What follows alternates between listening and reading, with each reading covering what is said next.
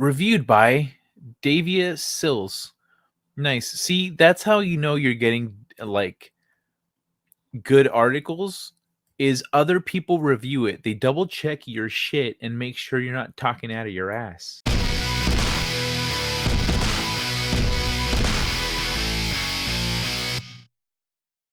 So let's look at this shit. Look, check it out. The important difference between emotions and feelings. Understanding this distinction is crucial to healthy coping. Emotions and feelings are not the same thing, despite people using the words interchangeably. Emotions are real time data sparked by sensations in the body. Feelings can be more biased, altered by mental misconceptions. Developing emotional awareness can prevent reactivity and false beliefs. Many people agree that it's healthy to be in touch with your feelings. Whether they regularly do so is a different matter. But what about being in touch with emotions? Despite the words being used interchangeably, emotions and feelings are actually two different but connected phenomena. Emotions originate as sensations in the body. Feelings are influenced by our emotions but are generated from our mental thoughts. So let's go over that one again. Emotions originate as sensations in the body. Feelings are influenced by our emotions, but are generated from our mental thoughts. So this is our gut feeling. This is our gut emotion. Emotions are our gut, like boom. But then how we feel about it is influenced by our emotions, but it comes from our brain. So let's look at a couple examples. You notice the emotion of discomfort while at a party as your stomach clenches and your breathing gets constricted. Then your mind labels that as feeling awkward because perhaps you don't know many people there, or you just saw an ex boyfriend, yet another person with those same emotional bodily sensations. However, might label the experience as exciting because they get to meet new people or see their ex again. So yeah, same emotion, different feelings come out of it. I mean, that's a really good example. Take a different example of emotional threat. A bully might respond with the feeling of anger because it feels empowering, whereas labeling the threat fear would be too vulnerable for them. In contrast, the non-bully might respond with feeling intimidated. This is why feelings can be so different from person to person in the same scenario. Why does the difference between emotions and feelings matter? Our emotions are like the engine of the car. Our feelings are the frame. You wouldn't tune up your car and skip over the engine, right? The same goes for our emotions, which can give us more accurate diagnosis of how we're doing in the moment. Emotions are the raw data, a reaction to the present reality, whereas feelings can be diluted by stories we've created in our head based on events of the past or fears of the future, not necessarily the truth of the situation. That's the important part. Our feelings are not necessarily the truth of the situation. Listening to our bodily emotions, informed by our sense perception, helps us connect to the reality of our present experience rather than the stories made of potentially inaccurate beliefs. From our truth, which are potentially inaccurate beliefs, from our truth, we can make decisions that are right from us, that are right for us.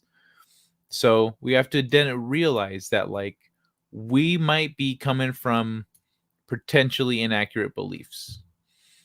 Um, but yeah, if we're emotionally aware, we're more perceptive to our emotions, and our feelings are more in line with reality. If you get stuck in these mental stories, as most people do from time to time, you can get a more truthful assessment of your feelings by first identifying your emotions.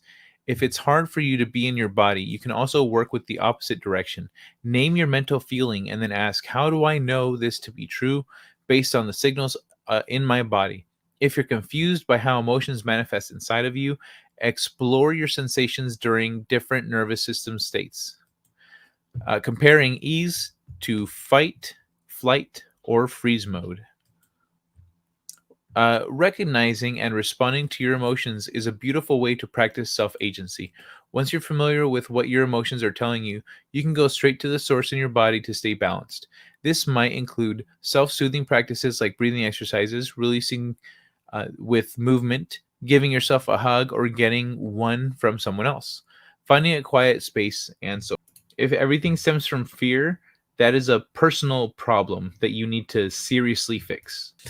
How to develop emotional awareness. First, connect to the visceral messengers in your body. Then bring your hands to that area of the body, perhaps the heart or the abdomen, and release any muscular constriction by softening and exhaling. Ask what your emotions are trying to tell you. In what way could they be useful? Could they be a useful signal to you? Then name the feeling you associate with your bodily emotion. Breathe in and out. Uh, this acknowledgement as both an act of kindness and a way to regulate your nervous system. Next, notice if you would feel better by shaking, stretching, or sighing out the energy of that emotion. Explore this subtle but powerful practice regularly. People who have experienced trauma can be more emotionally numb. By slowly connecting to the raw emotions, they can begin to name it so they can tame it.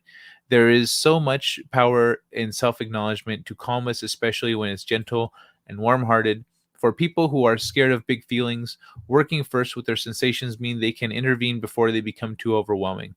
Emotional intelligence helps you come back into the present moment by grounding yourself in your body, assessing your needs, managing reactivity with self agency, and engaging in more thoughtful decision making.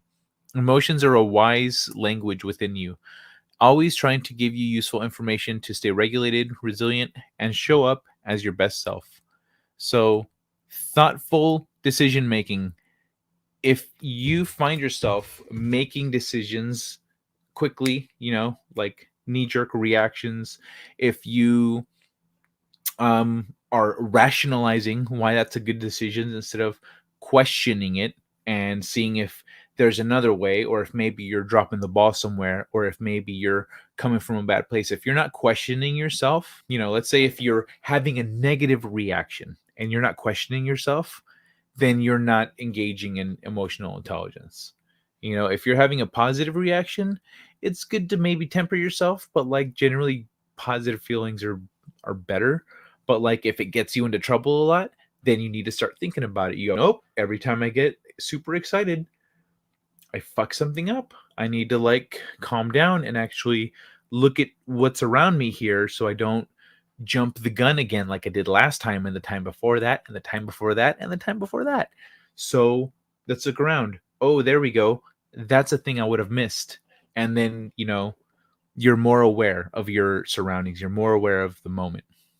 I used to fight always. Now I freeze. Well, yeah, you need to meditate and focus on your feelings. Like that's what meditation is. It's doing this without being prompted by some shitty situation. Like this is trying to help you develop. This is trying to help people develop better awareness so that over time in the moment you can make better decisions and you're not overtaken by your emotions and your feelings in the moment. But if you want to improve yourself in that respect, meditation, like sit down and think about the things that are pissing you off, the things that are bugging you, the things that make you feel shitty, the things that make you angry, the things that make you happy, the things that make you feel conflicted. Really, you need to really think about those things. And if you didn't react the way you'd like to react to something, you need to think about that. It's the same as jokes in comedy. When you've got somebody that when they say something and then all of a sudden they come back at you with a joke like super quick, or like Stieg with his puns. People are like, you're so quick with that. It's because he practices all the time. Anyone that can do something like that practices all the time. It's little bit of practice. And so then instead of like something happens and then an hour later you're like, oh, I should have said that. The more you practice thinking about what you should have said, the more the narrower that gap's going to become between when the thing happens and when you say the thing. And so eventually it's going to happen at the same time. It's going to be real time. And so this is the same. Maybe you take what you do. This is for general life improvement also. If you want to generally improve yourself and your decision making and your the way you carry on and just do self-improvement. Think about when you've had shitty reactions to things. When you're like, I was being an asshole, or I was being short-tempered, like I was being really curt with that person. When they said that, it really pissed me off. Whenever this happens, it really irks me. Like, think about these things. You need to really think about them. And it sometimes the answers are going to suck. Sometimes it might be that you're insecure for reason A, B, or C, or it might be something you're not really comfortable with, which is why it sparks that discomfort in you. And then you need to realize it's your problem, not theirs. It's not them. You have the issue. But yeah, that's emotional intelligence. And if you want to grow up and mature and become a functional adult, you need some level of emotional maturity. No wise person ever lacked emotional maturity. None. You cannot find a wise, like, find me an old wise person and see how emotionally immature they are.